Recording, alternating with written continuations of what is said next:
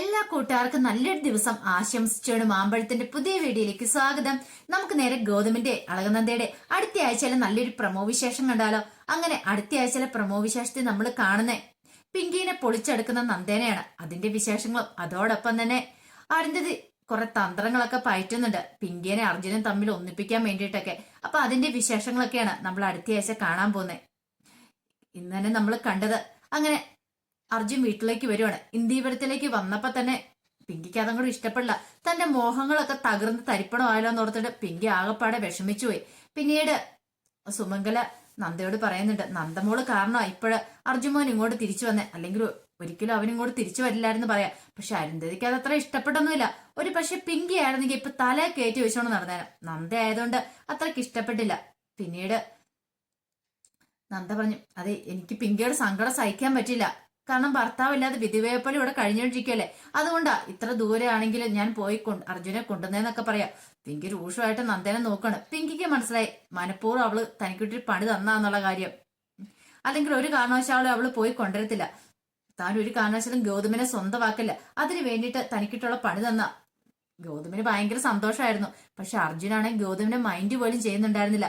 ഗൗതത്തിന് ചെറിയ വിഷമമൊക്കെ തോന്നി. ഒരുപക്ഷെ അതിപ്പം ജയിലിലൊക്കെ കിടന്നിട്ട് വന്നതല്ലേ, അതിന്റെ ബുദ്ധിമുട്ടായിരിക്കും എന്നാണ് അല്ല ഗൗതം കരുതിയത് തന്നെ. അർജുൻ ഇങ്ങനെ മിണ്ടാതിരിക്കുക.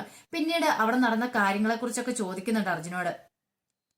ഇവിടുന്ന് പോയിട്ട് എന്താ സംഭവിച്ചെന്നൊക്കെ ചോദിക്കുമ്പോ അർജുൻ കാര്യങ്ങളൊക്കെ പറയുവാണ്. അവിടുന്ന് രക്ഷപ്പെട്ടു പോയ കാര്യങ്ങളൊക്കെ പറയാണ്. പക്ഷെ ഇവിടുന്ന് പോയത് എന്താന്ന് മാത്രം അർജുൻ എല്ലാവരുടെയും കേക്ക് പറയണില്ല. പിങ്കിക്കിട്ട് ഏറ്റവും വലിയ തിരിച്ചടിയല്ലേ കിട്ടാൻ പോണേ, അതുകൊണ്ട് അതിനെക്കുറിച്ച് മാത്രം അർജുൻ ആ സമയത്ത് പറഞ്ഞില്ല. പിന്നീട് അരുന്ധതി പറഞ്ഞു, ഇനിയിപ്പൊ വന്നത് വന്നു, അർജുൻ മോൻ തിരിച്ചെത്തില്ലോ, അതെന്നെ മഹാഭാഗ്യം. ഇനിയിപ്പൊ കുഴപ്പമില്ല, പിങ്കി മോൾക്ക് ഇനിയിപ്പൊ വിധവയെ പോലെ കഴിയണ്ടല്ലോ എന്ന് പറയണം. പിങ്കിയുടെ ഉള്ളിലാണ് ദേഷ്യ. എങ്ങനെയെങ്കിലും അർജുൻ ഇവിടുന്ന് ഓടിച്ചാൽ മതിയായിരുന്നു. ഇനിയിപ്പൊ അതും പറ്റത്തില്ല. ഇനി അവിടുത്തെ ജോലിയെല്ലാം കളഞ്ഞിട്ട് പോകുന്നതല്ലേ, ഇനിയിപ്പൊ എന്നും കൊന്നും അവനിവിടെ കാണുകയും ചെയ്യും. ഗോതത്തിനെ സ്വന്തമാക്കാന്നുള്ള മോഹങ്ങളൊക്കെയാണ് തകർന്നടിഞ്ഞ്. എന്ത് ചെയ്യണം എന്നറിയത്തില്ലാതെ പിങ്കി ആകെപ്പാടെ ടെൻഷനായിപ്പോയി. പിന്നീട് നന്ദ മുറിയിലേക്ക് കയറി ചെല്ലുമ്പോ ഗൗതമ നന്ദനെ ഓടി വന്ന് കെട്ടിപ്പിടിക്കണം.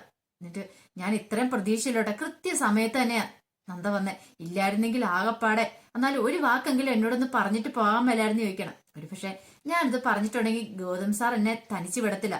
ഗൗതം സാർ പോവാന്ന് പറയും, അത് ശരിയാത്തില്ല. ഒരു പക്ഷെ ഗൗതം സാർ ചെന്നിട്ടുണ്ടായിരുന്നെങ്കിൽ അർജുൻ പറഞ്ഞോന്ന് നിർബന്ധമില്ലാന്ന് പറയാം. അതെന്താ നന്ദ നീ അങ്ങനെ പറഞ്ഞേ? ഒന്നുമില്ലാന്ന് പറയണ. എന്തോ കാര്യമുണ്ടെന്ന് ഗൗതത്തിന് എന്താണെങ്കിലും തുറന്നു പറ. ഒന്നുമില്ലാന്ന് പറയണ. പിന്നീട് നന്ദ പറഞ്ഞു, ഇപ്പൊ സമാധാനമല്ലോ, ഇനി ഇപ്പൊ പിങ്കിനെ കൂടെ ഇവിടെ ശല്യം ഉണ്ടാകത്തില്ലെന്ന് പറയണം. ഗൗതം പറഞ്ഞു, ഇപ്പോഴാ ശരിക്കും സമാധാനമായത്. ഇനിയിപ്പൊ എന്ത് പേര് പറഞ്ഞ അവള് ഭീഷണിപ്പെടുത്തും. അർജുൻ വന്നല്ലോ, താലി കെട്ടിയ അവൻ കൂടെ ഉള്ളപ്പോ ഇനിയിപ്പം വേറൊന്നും പറഞ്ഞ് എന്നെ ഭീഷണിപ്പെടുത്താനോ അല്ലെങ്കിൽ നമ്മളെ തമ്മിൽ അകറ്റാനോ അവൾക്ക് സാധിക്കില്ലോ എന്ന് പറയാം. നന്ദ പറഞ്ഞു, ഞാനും അരുണും കൂടി ചേർന്ന് നടത്തിയ പദ്ധതി ഏത്? അരുണ എനിക്ക് വഴിയൊക്കെ പറഞ്ഞു തന്നെ, അഡ്രസ്സൊക്കെ തന്നെ. പക്ഷെ ഈ സമയത്ത് അർജുനോടെ വേണമെന്ന് എനിക്ക് തോന്നി. പിങ്കിയെ ഒതുക്കാനായിട്ട് ഞാൻ നോക്കിയിട്ട് വേറൊരു മാർഗം കാണുന്നില്ലെന്ന് പറയണം. അങ്ങനെ വീണ്ടും അവരങ്ങോട്ട് സന്തോഷിക്കുകയാണ്.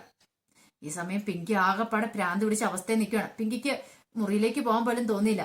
ഈ സമയത്ത് അങ്ങോട്ട് മോഹിനി വന്നിട്ട് ചോദിച്ചാൽ, അല്ല പിങ്കി മോളെ, നിന്റെ മുഖത്തെന്താ ഒരു സന്തോഷമൊന്നും കാണാത്തെ? അർജുൻ മോൻ വന്നതിന്റെ സന്തോഷമൊന്നും കാണുന്നില്ല എന്ന് ചോദിക്കുക. ഒന്നുമില്ല ചെറിയമ്മേ, എന്തോ കാര്യമുണ്ട്. എന്താണെങ്കിലും ചെറിയമ്മയോട് തുറന്നു പറ. ഒന്നുമില്ല, മോഹിനിക്ക് കാര്യങ്ങളൊക്കെ അറിയാം. പക്ഷെ എന്തായാലും മോഹിനി ഒന്ന് കിള്ളിക്കിള്ളി ഒന്ന് ചോദിക്കുന്നുള്ളൂ. എന്താ പിങ്കി പറയുന്നതെന്ന് അറിയണമല്ലോ, അവളുടെ മനസ്സിൽ പറയണമല്ലോ. മോളെന്താ ഇവിടെ തന്നെ നിൽക്കുന്നേ, മുറിയിലേക്ക് പോണില്ലേന്ന് ചോദിക്കുക. ശരി, ഞാൻ പൊക്കോളാന്ന് പറഞ്ഞോണ്ട് പിങ്കി മുറിയിലേക്ക് ചെല്ലുവാണ്. ഈ സമയം മുറിയിൽ അർജുൻ ഉണ്ടായിരുന്നു. പിങ്കിക്ക് എന്നിട്ട് എന്ത് ചെയ്യണം എന്നറിയത്തില്ല, വല്ലാത്തൊരവസ്ഥയെ നിൽക്കുക പിങ്കി. പിന്നീട് പിങ്കിനെ കണ്ടപ്പോ അർജുൻ പറഞ്ഞു, ഞാൻ ഇങ്ങോട്ട് വരണമെന്ന് പ്രതീക്ഷിച്ച് വന്നതല്ല. പക്ഷെ നന്ദേടത്തി വന്ന് പറഞ്ഞു കഴിഞ്ഞപ്പം എനിക്ക് വരാതിരിക്കാനായിട്ട് സാധിച്ചില്ല. പക്ഷെ ഒരു കാര്യം പറഞ്ഞേക്കാം, നമ്മള് ഭാര്യ ഭർത്താക്കന്മാരായിട്ട് ജീവിക്കാൻ പോണില്ല. എനിക്കിവിടെ താമസിക്കാൻ പോലും ഇഷ്ടമില്ല. പിന്നെ എന്റെ അമ്മയുടെ ആ കണ്ണീര് എനിക്ക് കണ്ടുകൊണ്ടിരിക്കാൻ പറ്റില്ലായിരുന്നു. അമ്മയും നന്ദേടത്തിയും വന്ന് വിളിച്ചുകൊണ്ട് മാത്രം ഞാൻ വന്നത്. പിങ്കിക്ക് പിങ്കിയുടെ ഇഷ്ടം പോലെ ജീവിക്കാം, ഞാനൊരു തടസ്സം ആവത്തില്ല എന്ന് പറയാം. ഒരു ഭർത്താവ് എന്ന ലെവല് മാത്രമല്ലേ പിങ്കിക്ക് വേണ്ടുള്ളൂ. അല്ലെങ്കിൽ ഞാൻ തിരികെ വന്ന് പിങ്കിക്ക് ഒട്ടും ഇഷ്ടപ്പെട്ടില്ലെന്ന് എനിക്ക് മനസ്സിലായെന്ന് പറയാം. പിങ്കി പറഞ്ഞു, അർജുൻ എനിക്ക് കൂടുതലൊന്നും പറയണ്ട, എനിക്ക് കാര്യങ്ങളെല്ലാം അറിയാം. അതുകൊണ്ട് എനിക്ക് കൂടുതലൊന്നും പറഞ്ഞ് പിങ്കി ബുദ്ധിമുട്ടണ്ട, പിങ്കി കിടന്നോളാൻ പറയാണ്. പിങ്കിക്ക് എന്ത് ചെയ്യണമെന്ന് അറിയത്തില്ലാതെ വല്ലാത്തൊരവസ്ഥയായിരുന്നു. ആകെപ്പാടെ പെട്ടുപോയ ഒരവസ്ഥ. അങ്ങനെ പിറ്റേ ദിവസം രാവിലെ പിങ്കി അങ്ങ് ചെല്ലുമ്പോഴത്തേനും അരുന്ധതി പിങ്കിയുടെ അടുത്തേക്ക് വരുവാണ്. എന്താ പിങ്കിയോളെ നിന്റെ മുഖം എന്താ വല്ലാതിരിക്കണെന്ന് ചോദിക്കണേ. ഒന്നുമില്ല വല്യമ്മായി, എനിക്കറിയാം മോളുടെ വിഷമം എന്താന്ന്. മോൾ എന്തിനാ വിഷമിക്കണേ? മോൾക്കല്ല ഇനി നല്ല ജീവിതം കിട്ടാൻ പോന്നെ. എനിക്കോ എന്റെ ജീവിതമൊക്കെ എപ്പോഴേ അവസാനിച്ച വല്യമ്മായി എന്ന് പറയാ. ഇങ്ങനെ പറയരുത് മോള്. അല്ല, ഈ ഗൗതമും നന്ദയും കൂടെ സ്നേഹിച്ച് കല്യാണം കഴിച്ചൊന്നുമല്ലോ. ഗൗതം നന്ദ ഇഷ്ടമില്ലാതെ വിവാഹം കഴിച്ച, എന്നിട്ട് പോലും അവർ ഇത്രമാത്രം സ്നേഹിക്കുന്നുണ്ടെങ്കിൽ അതിന് കാരണം എന്നാ? ഗൗതം നന്ദയെ സ്നേഹിക്കുന്നുണ്ടെങ്കിൽ അതിന് കാരണം എന്താണെന്നറിയാവോ? നന്ദ അത്രമാത്രം ഗൗതത്തിനെ സ്നേഹിക്കുന്നുണ്ട്. സ്നേഹം കൊണ്ടാണ് നന്ദ ഗൗതത്തിനെ കീഴടക്കിയിരിക്കുന്നത്. അതുപോലെ തന്നെ മോളും ആ ഒരു പ്രയോഗം തന്നെ നടത്തണം. അർജുനെ സ്നേഹം കൊണ്ട് കീഴടക്കണം. സ്നേഹം കൊണ്ട് കീഴടക്കി മോള് പറയുന്നല്ല അർജുൻ അനുസരിക്കണം. ആ ഒരു സിറ്റുവേഷനിൽ എത്തിക്കണം. പിന്നീട് വേണം മോള് പ്രതികാരം ചെയ്യാനെന്ന് പറയാം. പിങ്കിക്ക് കാര്യം എന്താണെന്ന് മനസ്സിലായില്ല. പിന്നീട് അരുന്ധതി അങ്ങോട്ട് പറഞ്ഞങ്ങ് വിസ്തീരിച്ചു കൊടുക്കുകയാണ് എന്താ ചെയ്യണ്ടേ എങ്ങനെയാന്നൊക്കെയുള്ള കാര്യങ്ങളൊക്കെ. ഇപ്പൊ മോള് അർജുനെ കയ്യിലെടുക്കണം. അർജുനാണ് മോളുടെ തുറപ്പിച്ചിട്ട്. അവനെ വെച്ചിട്ട് വേണം നന്ദയെ തകർക്കാനായിട്ട്. ഇനി അവനെ പറ്റുള്ളൂ. ഒരു പക്ഷെ മോള് പറയുന്നല്ല അർജുൻ അനുസരിക്കണം. അതിന് മോൾ ആദ്യം ചെയ്യണ്ടേ അവനെ സ്നേഹിക്കുകയണ്ടേ. ഇനി സ്നേഹിക്കാൻ പറ്റിയില്ലെങ്കിൽ മോൾ എന്ത് ചെയ്യണം? സ്നേഹം അങ്ങോട്ട് അഭിനയിച്ചാൽ മതി. അതിലവള് വീണോളും. അവന് വീണോളും. കാരണം ഒരു വല്യമ്മ പറഞ്ഞു കൊടുക്കാൻ പറ്റിയ കാര്യങ്ങളൊന്നുമല്ല അവര് പറഞ്ഞു കൊടുക്കുന്നേ. കാരണം ഇവരുടെ ഏറ്റവും വലിയ ലക്ഷ്യം പിങ്കിയുടെ സ്വത്ത് മാത്രമാണ്. പിങ്കി ഇവിടുന്ന് പോയിട്ടുണ്ടെങ്കിൽ ആ സ്വത്തുക്കളൊക്കെ പോവില്ലോ എന്നൊരു ചിന്ത മാത്രമാണ് അവരെ ഈ കുബുദ്ധിക്കെല്ലാം നിർബന്ധിക്കുന്നത്. അപ്പൊ അർജുനോട് സ്നേഹം അഭിനയിക്കാനെങ്കിലും പറയണേ. പിന്നീട് പിങ്കി പറഞ്ഞു ഞാൻ നോക്കട്ടെ വല്യമ്മേ, എനിക്ക് എത്രമാത്രം അങ്ങനെ ചെയ്യാൻ പറ്റുമെന്നറിയില്ല. പിങ്കി മോള് വിചാരിച്ച അതൊക്കെ സാധിക്കും. ഞാൻ അല്ലേ പറയണേന്ന് പറയാ. പിന്നീട് പിങ്കി മുറിയിലേക്ക് ചെല്ലുവാണ്. അപ്പൊ ഈ സമയം അർജുൻ ഇങ്ങനെ ആലോചിച്ചുകൊണ്ടിരിക്കുക.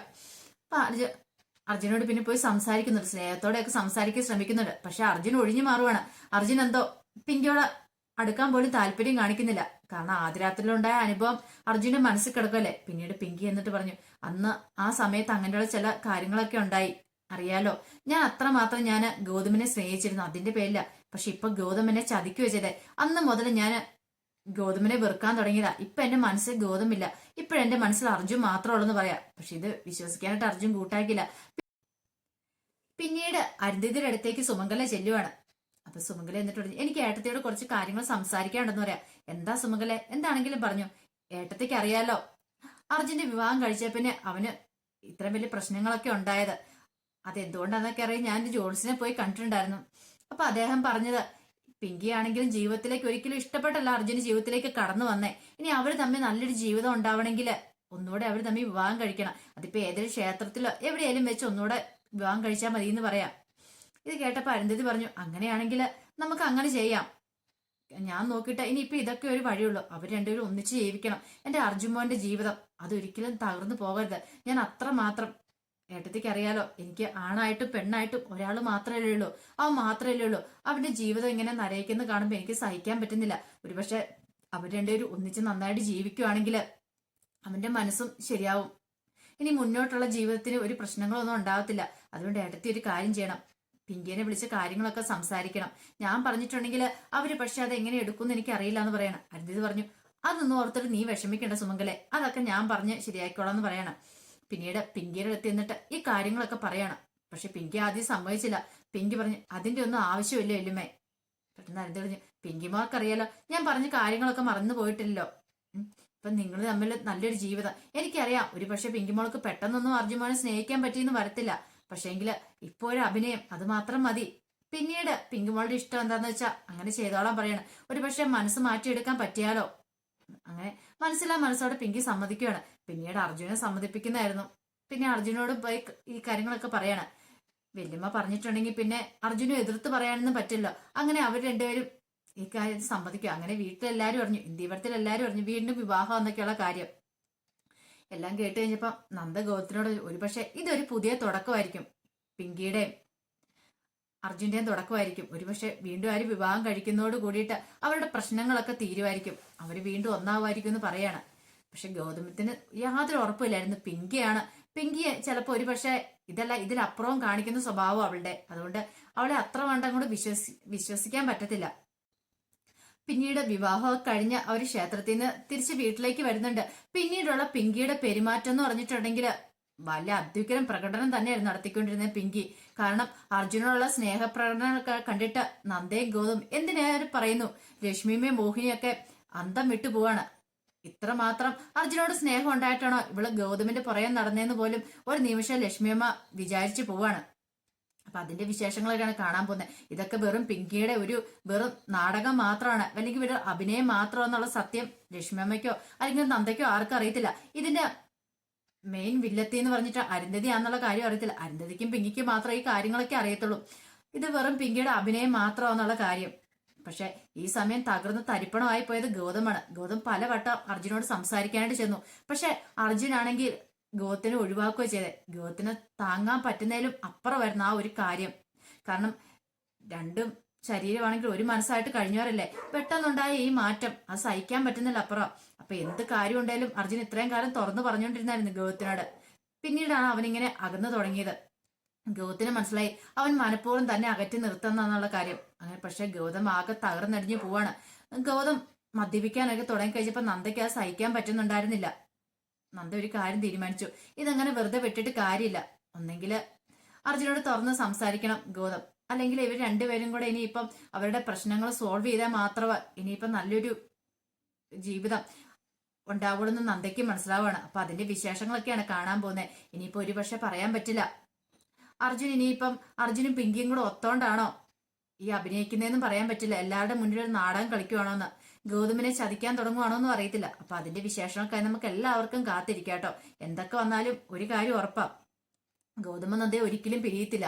ആരൊക്കെ എന്തൊക്കെ പറഞ്ഞു എന്നറിഞ്ഞ് പിങ്കിയുടെ എന്ത് ഡ്രാമയായിട്ട് പിങ്കി വന്നാലും ആ ഡ്രാമയെല്ലാം നന്ദ പൊളിച്ചെടുക്കും. അതിന് നന്ദയ്ക്ക് എവിടുന്നേലും ഒരു പഴുത് കിട്ടും. അങ്ങനെ പിങ്കിയുടെ നാടകം അധിക നാള് പിങ്കിക്ക് മുന്നോട്ട് കൊണ്ടുപോയിട്ട് പറ്റില്ല. അതിന് മുമ്പ് തന്നെ അതൊക്കെ നന്ദ പൊളിച്ചടിക്കിരിക്കും. ആ വിശേഷങ്ങളാണ് നമ്മളിനി കാണാൻ പോകുന്നത്. അപ്പൊ അതിന്റെ വിശേഷങ്ങൾക്കായി നമുക്ക് എല്ലാവർക്കും കാത്തിരിക്കാം കേട്ടോ. അപ്പൊ ഒരിക്കൽ കൂടി എല്ലാവർക്കും നല്ലൊരു ദിവസം ആശംസിച്ചോട് നിർത്തുന്നു. നന്ദി.